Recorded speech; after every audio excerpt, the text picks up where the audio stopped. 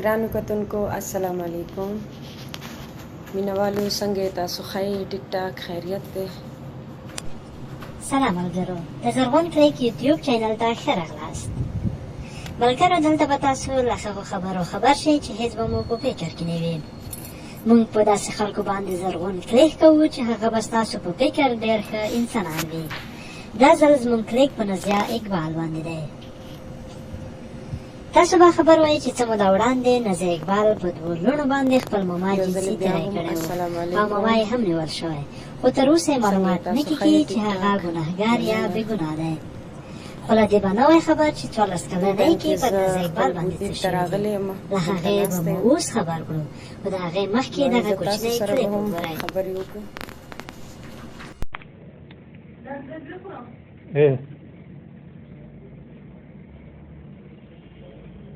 ګړي ډیره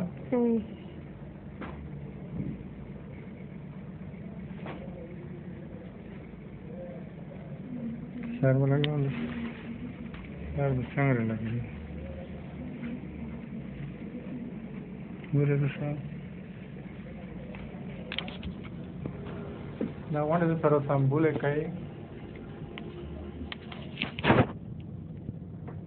دا څه سره جګړه کوي دا څه کوي دا څه کوي. ښه ملګرو، په فکر کې مو څه راغله؟ ښه، زه به درته ووایم له ثبوت سره. نازیه اقبال یو پټ صوتي ریکارډ کې ویلې چې دا کله 14 کلو وه نو له خپلې مور سره د ماماګانو کره تللې وه. د یو 4 شپې هلته تېرې کړې وې، نو په 5مه شپه یې د ماما ښځه د اولاد باندې مریضه شوه، نو هسپتال ته یې وړه.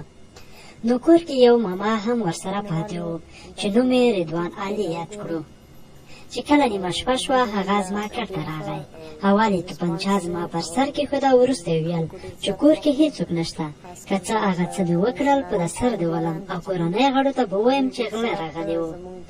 نو په دې وخت کې زه ډار واخیستم، له ډار مې څه ونه شو ویلی. نو په دغې وخت کې مې ماما لاسونه زما پر سینو ته راوړل، سخت زور یې راکولو، خو له ډاره مې څه نه شول ویلی.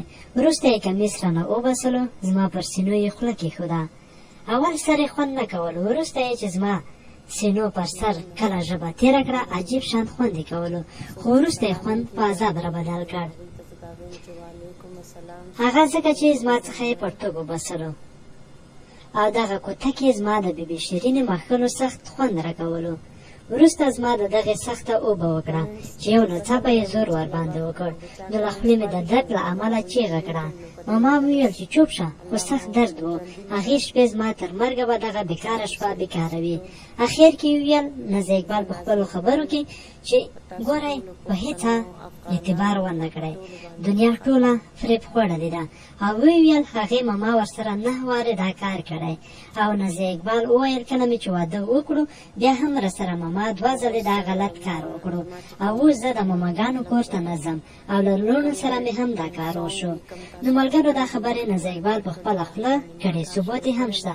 او راتلونکی زرغون کلیک به په نادیه او نیلم ګل وي، د هغې پټې خبرې هم شته. نو چینل سبسکرایب کړئ، ویډیو لایک او که کومه نیوکه وړاندیز یا هر څه لرئ هغه راته په کمنټ کې پرېږدئ. نو تر بیا چې راځو، تر هغې ښې شېبې ښې چارې.